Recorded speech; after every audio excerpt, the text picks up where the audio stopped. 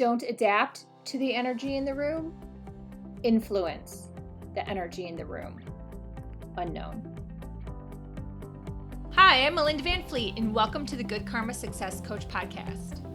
I'm a success coach, speaker, and business consultant, and my husband Ryan and I were laid off at the same time 10 years ago. We moved to the Florida Keys without jobs, not knowing anyone, hardly any money, and we never even been here. But we made it, and now we're living our best lives. And all along on our journey, I've said that someday when we get our quote-unquote shit together, we will help others. And since then, we've both done a lot of self-work and built successful businesses. So that day is here, and one of my ways of paying it forward is through this podcast. Each week, my intent is to be relatable and bring you tactical tips, tools, share my learnings and stories that can help inspire or transform you wherever you are in your career or general life and make an impact. I strongly believe that if I can do it, you can do it too. So what's stopping you? Hi, everyone. Thank you so much for tuning into this week's episode of the Good Karma Success Coach. It is a rainy, dreary day here in the Florida Keys, so a good day to write and do content, and I'm just excited to record this podcast today. It's actually been a topic that has been on my podcast topic list for quite some time, and I've been gathering the words on a sticky note. It's actually on a little orange sticky note. So today, because I don't have an interview, this is just a solo podcast, I thought I would do this podcast. I would record this podcast. And it's actually kind of appropriate in so many ways, which I won't go down that rabbit hole today. But it's if you think about the energy behind the words people use and how things come across, wow, you could take this topic many, many places. So I'll just leave it at that. But I hope everyone's doing well out there. I know it's kind of crazy, and I always like to say thank you in advance for listening to this podcast, because with our lives being so different, I know your time is precious, and I truly do appreciate you tuning in and listening. So what I want to talk about is energy and the words you use. What has been amazing to me in this space is the amount of people, and it's mostly coaches, so I'm just going to toss that out there. And I'm going to be really authentic and transparent in this podcast. And it means no harm to anyone. It's just really to shed some light on something, and hopefully people will understand this and be like, wow, I either do this or I don't do this, and how can I change? And what I mean is, coaches and people in this space like to often correct other people. I find this to be a common trait, I guess you could say. And sometimes they'll ask first, which is actually taught in coaching school. They'll be like, would you mind if I corrected you on something? I've was taught at the coaching school that I went to, would you mind if I shared a story? I think if you share a story, it's a little more soft. It's softer. It's a softer approach. If you want to share a correction, that could be a little loaded. And I'm going to probably be getting stronger in saying no to people when they say they want to share a correction. We'll kind of see how that goes. But I'm also really curious, so sometimes actually just say yes, because I don't mind, and I'm kind of curious, and then I can teach that thought process to others and share. So there's kind of a lot that goes into that, but it's interesting. So what happens is, I may say something, and then someone on a Zoom call or someone in a one-on-one call kind of wants to correct me. And I've been noticing that, you really don't need to correct me, because even though I might say a certain word, the energy I have behind it, my own subconscious programming, is not from a bad place. So the examples I'm going to give you are real life examples and words. Like I said, I've written them on a sticky note over the course of several months, and I'll explain what happened. And then hopefully maybe you'll start to see this and think about it and go, yeah, how am I saying these words? Is it from a place of happiness and contentment, or is it from a place of fear, worry, dread, anxiety, any of those emotions that, are often things that keep you off the happy train tracks? So it started really when I was looking for some guidance in regard to starting the healthy eating plan that I am on and I love. And so far to date, I started July 6th and today is November 7th, I believe. I have released 41 pounds, which is incredible. So in 4 months, I have released 41 pounds. Like, who, I would have never thought I could do this, right? So when I was asking for guidance, I used the words weight loss. And it was on a group Zoom call. And someone in the call corrected me and said that I should be using the words weight release. Now, here's where the story is. It's fine what she said. That's not a big deal. But I'm already there. Like, I already knew that once it's gone, I want it to be gone. And that's the whole mindset in regard to using the word release versus loss. And I learned this from Lisa Nichols, and I've talked about this on different podcasts, and other coaches have said it too. So I don't even think Lisa Nichols is who originally came up with weight release, but she does say it, and that's how I heard it. And the idea is that mentally you're releasing it, you're letting it go forever versus losing it and wanting to find it. So it was fascinating to me that this person was so quick to correct me on my word choice when I got off the call and started thinking about it. It's like, I don't have bad energy around the word loss, and I don't want it to come back. So that's what kind of started the ball rolling and me noticing it more, that more and more people were correcting myself, and I see it with other people too, on their word choice. Another one that happened was I was talking to somebody, another coach who I really like, and I used the word big. It was in regards to manifesting and our dreams and our plans, and they are big, but it doesn't scare me. I think it could happen tomorrow. That would be fantastic. And that person corrected me and said I shouldn't be using the word big. Same thing. There's no negative energy around me using the word big. It's just a word I chose that happens to be actually true because it is big goals and dreams, and that's okay. And I've talked about that a little bit on a manifesting podcast I did about a month or so ago. If you want to go back and listen to it, I share some manifesting tips in that podcast. And I don't have any scary energy around the word big. There's nothing in my subconscious mind that has a block against the word big. If it happened tomorrow, it's great. It was just a word that I was choosing at the moment to explain that it's just it's a big goal. It's a big dream. We all have big goals and big dreams, and we should look at big goals and big dreams in a positive light anyways. We all should be. And if they happen tomorrow, that's fantastic. But I actually had really premise behind the word because on a Zoom call in regards to asking some advice, it was about manifesting dreams and goals, and it came back from my spirit team that it's a big recipe. So they even used the word, and it was fine. That's what came through the person who was channeling. And so I'm good with that. I'm completely good with that. I'm at peace with that. I'm happy with that.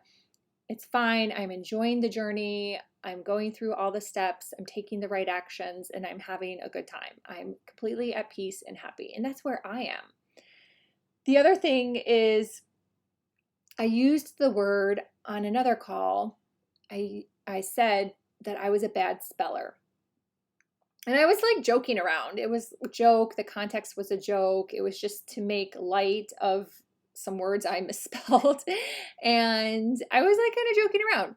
Do I sit around and get worried or upset around any spelling errors? No, because if you listen to my content, you'll know I truly believe in progress over perfection. And I roll with that. I preach that. I celebrate that with myself and with other people that I coach. Like, go for it. We all make mistakes. Nothing's perfect. We're all going to be self-critical. Just go and you'll get better as time goes on. And so for someone to correct me on me saying, ha ha ha, I'm a bad speller, it just really wasn't legit because there was no energy behind that. So again, someone was correcting my word choice and it didn't even fit. Like you weren't really knowing me and getting to know me to see if you should be correcting me. And there's other words too, but those are just some examples off the top of my head in my little orange sticky note that were really concrete about someone correcting me. Now, why do people correct other people? It could come from a place of authentic, genuine caring and wanting to share. Or sometimes I think it comes from a place of, you know, I'm ahead of you, or I'm older than you, or I know more than you. And I'm just being authentic and calling that out because that could be sometimes where something comes from. And I think it's okay to recognize that and let that go. So sometimes people may go over and over scenarios in their head. It's very common, it's human nature. But if you just say to yourself, oh, hey, that person, they're trying to help me, it's coming from a good, genuine place. However, they probably think that they know a little bit more than me, but they don't really know me, but I'm still just going to bless it and let it go. And literally just bless it and let it go. I saved these because I wanted it as content to share, but it's not something I'm sitting around stewing about. That's why I had to write on sticky notes so I wouldn't forget. But those are just things that I think all of us go through. And sometimes for a lot of people, it can be, nails on a chalkboard. It really could be if someone's like correcting you, correcting how you speak. And then often that puts the negative energy behind it. Whereas you didn't have negative energy behind it. You didn't have negative energy behind it till someone made you think about the negative energy, right? So those are other ways to look at it as well and kind of just put the kibosh on it and be able to like bless it and let it go.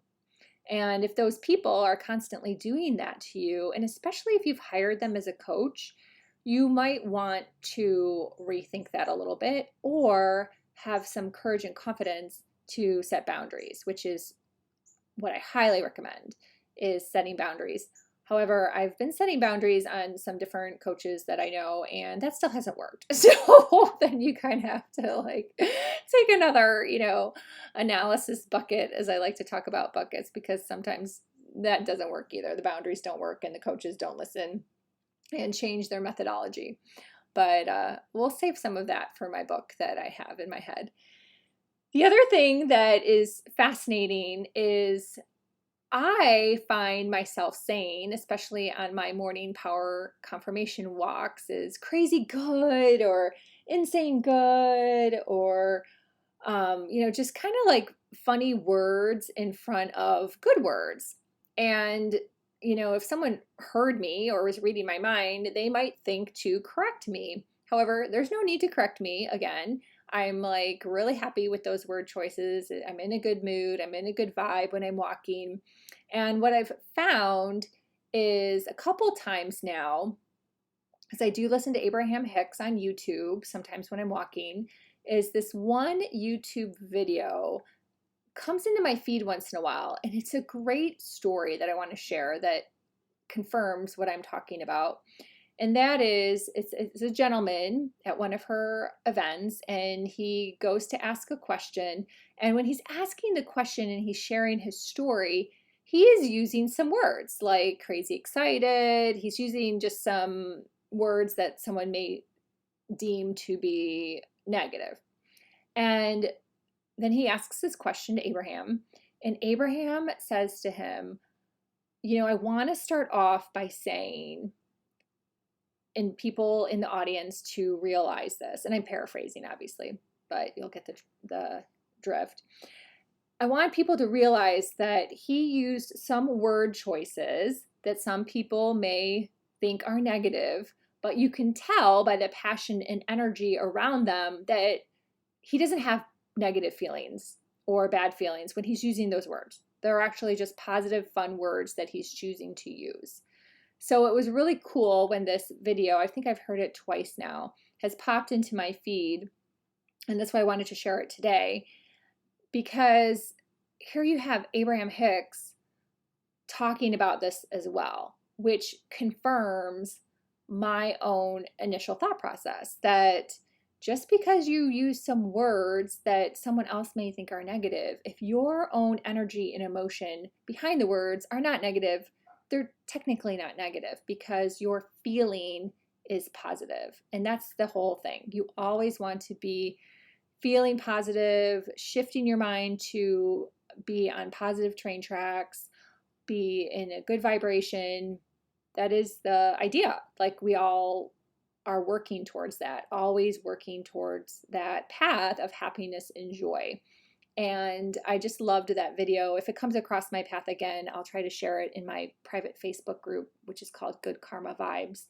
And then link it back to this podcast episode, just so other people can hear it, because I know when I paraphrase Abraham Hicks, I'm definitely not doing the video justice. I totally understand that. But at least you hopefully get the idea that, sometimes the words you say, depending on how consciously aware you are of your words and your feelings, might not be negative words. So the other thing that is in the same vibe that I know I have chatted about before, but it's in conjunction, so I thought I'd share this too. And I think this is probably something that people have to pay high ticket dollar for in some of these manifesting courses, but it goes along the same lines as if you do a vision board or if you journal. Your whole intention about doing a vision board or journaling is to get your vibration high, to be positive, to be happy, to be on positive railroad tracks. And that's the whole intention behind doing that. So when someone tells you, a coach or a podcaster, I've heard a million times, journal every day. Every day I wrote out my hopes and dreams, and every day I visualized. Well, all of that intention is for you to get in high vibes, to have positive feelings, to have positive vibrations, so you can manifest faster. And that is why that is advised. So if you do any reading, there's so many authors out there that write about this, and then you piece it together. That is really the intention. Same with a vision board. So a vision board is so you can have a mental picture and you get it in your brain. It's basically you're frying it in your brain in a way of what you want. And when you think about that, that makes you happy. So you don't need to obsessively do that. According to Abraham Hicks, like once you do it once, it's in your vortex. But if thinking about those things makes you happy, then that's really, really good. So as long as it makes you happy and not makes you worried or stressed or, oh, I can never do that, those are the bad feelings, right? But if you put a vision board together of your beautiful dream house and you've kind of fried those images into your brain, and every time you think about those, whether you meditate or close your eyes before you go to sleep or on a walk or just, any piece of your day really, that you can pull up those images in your brain and they make you feel good, that is where you want to be. That is the state you want to be. That's like the ultimate state. So you don't need to like have vision boards all over your house. That doesn't really mean anything, right? I mean, that's not it. And I'll give this example too. Last year, I was in a really high ticket coaching program that I've chatted about before. And the head coach bought us all journals. I can't remember the name of the journal. It's a nice journal, nothing wrong with the journal. But basically the head coach was like, journal and do this every day, do this journaling every day for 90 days and you're going to see change. And that was really all he taught. He didn't teach any of the methodologies behind it because he doesn't like to get in that space. Let's put it that way. And so, yeah, I did the work, but I didn't have any feeling behind the work. So it didn't mean anything. So every day I just wrote down, here's what I did, and here's my goal for the day, and this is what I did. I didn't feel it. I just wrote it. See? So nothing happened. Absolutely nothing. Nothing happened from writing in that journal. And I still have the journal, and I did all the work, but nothing happened. So when you journal, the intention is for you to have the feelings, have the vibration, be in a good mood. That's the intention. So if you write, I am happy 100 million times in your journal, well, let's hope that you eventually change your mindset so you got happy, right? But if you're already happy, you don't need to write, I'm happy. You don't need to do that because you're already happy. So I hope all of this makes sense. And a lot of this takes practice and work. And this is definitely things that I coach on. If you wish to contact me to be your coach, to be your private one-on-one coach, I would love to chat with you. I offer free discovery calls. You can reach out to me on any of the platforms I'm on, LinkedIn, Facebook, Instagram, or my website, which is Good Karma Success Coach, because I would love to help you on all this. All this stuff I'm extremely passionate about. I've been doing the work for years, and besides the other manifestation podcast that I mentioned earlier, I really haven't talked that much about it, but I'm more than happy to share. I stumbled on this all years ago before this was ever made popular, quote unquote, on Instagram or Facebook. And yeah, if you don't know our story yet, that's our story, how we ended up coming here to the Keys. So we figured it out and we manifested it and we made it happen. So when you dream big, you have the confidence and you take action, you can make anything happen. You really can. I've lived it. I've done it. Not just sat around and talked about it. So I've lived it and done it, and now I'm teaching it. So feel free to reach out to me. I would love to hear from you. Again, we can set up a free discovery call. This is just a piece of what I do because I do so many other things and I have so many other skills, and I really like to coach people for what they need. I don't put people in a box according to what I think they need. No, it's what you need. Hence why having a free discovery call with a coach is really important. So I know I downloaded a lot of tips.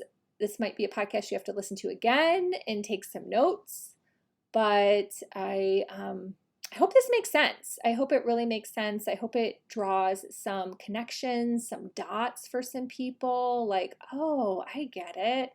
Now I understand why this or this or this. Because a lot of people out there, especially in this podcast, they don't connect the dots for you. So they may know it. Maybe they put it in their high ticket course. Maybe it's something they coach on the side, or maybe they really don't know it and don't understand it. And yeah, so I'm sharing some really good nuggets here. So I hope y'all get that. And I'd also love to hear from you. So definitely feel free to reach out. If you like podcasts like this, let me know. I always mix it up and share all different things. But if you like this podcast, I always like to hear from you. And as always, I appreciate a rating on Apple. It's really starting to rain here. So anywho, enjoy the rest of your weekend. Have a beautiful month ahead, the month of November. And again, thank you so much for listening. I really appreciate it. I am going to close with an affirmation. I haven't done one in a while, but I just think it's really appropriate for this podcast. So here we go. I am in perfect alignment with my goals and dreams. I am in perfect alignment with my goals and dreams. So jot that one down, tweak it up to whatever works for you. Say it before you go to sleep so that gets into your subconscious brain. And until next time, be grateful, be curious, Always be learning, and you know what? Have some fun too. Thanks for listening.